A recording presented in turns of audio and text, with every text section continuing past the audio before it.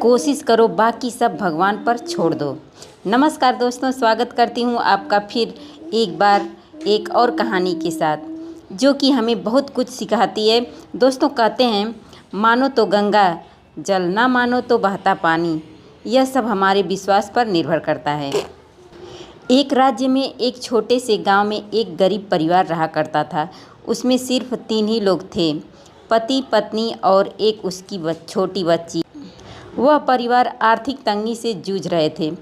पति की कहीं नौकरी नहीं लग पा रही थी।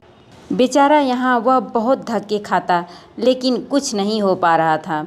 छोटी बच्ची जब भी अपने दोस्तों, सहेलियों या आस पड़ोस में देखती तो सब लोग खुश दिखाई पड़ते थे। उसके घर में सब ठीक चलता था, लेकिन हमारे यहाँ तो हर रोज़ परेशानी रहती है।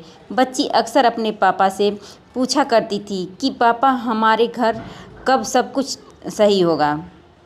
आलम ये था कि परिवार को कभी कभी भूखे ही सोना पड़ता है। जब भी बच्ची सवाल करती कि पापा, हमारे घर कब सब ठीक होगा, तो उसके पापा उसे दूर एक पहाड़ को दिखाकर कहा करते कि देखो बेटा, दूर उस पहाड़ पर भगवान रहता है, तुम उससे प्रार्थना करो, वो सब ठीक कर देंगे। वो छोटी बच्ची रोज़ प्रार्थना किया करती थी कि भगवान, मेरे पापा की नौकरी लग जाए। कुछ समय के बाद व्यक्ति की सैनिक में नौकरी लग गई। घर में मानो खुशियाँ लौटकर वापस आ गई हों। सबको लगने लगा कि शायद अब सब कुछ ठीक हो जाएगा। आस पड़ोस में नौकरी की खुशी में मिठाई बांटी गई। लेकिन कुछ ही समय के बाद उस राज्य में दूसरे राज्य ने हमला कर दिया और व्यक्ति को युद्ध लड़ने के लिए जाना था। व्यक्ति सैनिक की वेशभूषा में जाने के लिए तैयार था। बेटी ने पिता को गले लगा लिया और कहने लगी, पापा मत जाओ, मैं बहुत बुरी हूँ जिसने आपके लिए ऐसी नौकरी मांग ली। आप प्लीज़ मत जाइए, हम पहले की तरह गरीबी में कुछ कम खाएंगे, मगर आप मत जाओ। अपनी बेटी की आंखों में आंसू देखकर पिता ने कहा, नहीं बेटा, मैं रुक नहीं सकता, मुझे जाना ही होगा।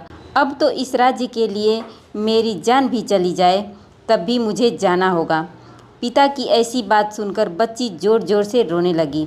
रोते हुए बच्ची ने एक चिट्ठी निकाली और अपने पिता को देते हुए कहा कि पिताजी, जब आप दूर उस पहाड़ पर जाओगे तो ये चिट्ठी भगवान को दे देना। बच्ची की बात सुनकर पिता मुस्कुराए और सोचने लगे कि बच्ची ने तो सच में मान लिया कि वहाँ भगवान रहता है। उसके बाद पिता ने वो चिट्ठी अपने बैग में रखी और युद्ध के लिए रवाना हो गया। उसके बाद अपने बाकी सैनिक साथियों के साथ युद्ध के लिए सब चल दिए। चलते चलते अब सब उस पहाड़ के नज़दीक पहुँच गए। वो पहाड़ दरअसल उस राज्य की सरहद थी। व्यक्ति ने सोचा कि अब आगे तो हमारे राज्य की सीमा भी ख़त्म हो जाएगी। उसके बाद क्या पता वापस आ भी पाऊँगा या नहीं। तो उसने अपनी बच्ची की उस चिट्ठी को पास ही के एक लेटर बॉक्स में डाल दिया। लेकिन चिट्ठी डालने से पहले पिता ने उस चिट्ठी पर लिख दिया कि माफ़ करना बेटा, यहाँ कोई ऊपर वाला नहीं रहता है, मैं तो बस तुम्हारा हौसला बढ़ा रहा था। उसे लगा कि ये चिट्ठी वापस घर भेज देता हूँ। उसे थोड़ा गुस्सा आएगा कि मैं उससे झूठ बोला, लेकिन बाद में वो समझ जाएगी। व्यक्ति वह चिट्ठी डाल आगे बढ़ गया। उसके बाद युद्ध शुरू हुआ, जो कि बहुत भीषण था। कई महीनों तक युद्ध चला। धीरे धीरे सैनिक मरते जा रहे थे। राज्य में खबर फैल गई कि हम युद्ध हार गए हैं और सभी सैनिक मारे गए हैं। जैसे ही यह बात उस घर तक पहुंची, पूरे घर में मातम पसर गया। बच्ची और उसकी माँ शोक में डूब गए। बच्ची रोने लगी, बिलखने लगी कि ऊपर वाले, आपने यह क्या कर दिया? आपने तो मुझसे मेरे पिता को छीन लिया। दिन बीते, महीने बीते और तकरीबन 3-4 महीनों के बाद दरवाजे पर दस्तक हुई।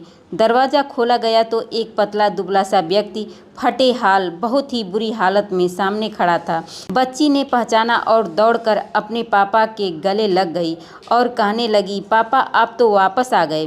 तो पिता ने बताया कि युद्ध के दौरान उसको दूसरे राज्य के सैनिकों ने बंदी बना लिया था। उसको बहुत मारते पीटते थे।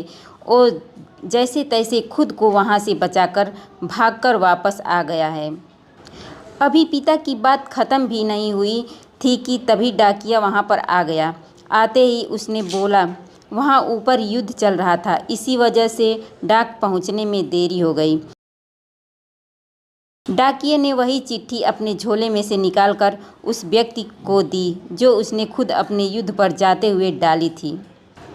व्यक्ति की आंखें भरी हुई थी और उसी लम्हे में उसने वह चिट्ठी पढ़ने की कोशिश की कि आखिर उसकी बच्ची ने इस चिट्ठी में भगवान को क्या लिखा था। तो दोस्तों, ये कहानी कैसी लगी कमेंट करके ज़रूर बताइएगा। फिर मिलते हैं किसी रोमांचक कहानी के साथ। तब तक के लिए चैनल को सब्सक्राइब कर लीजिए।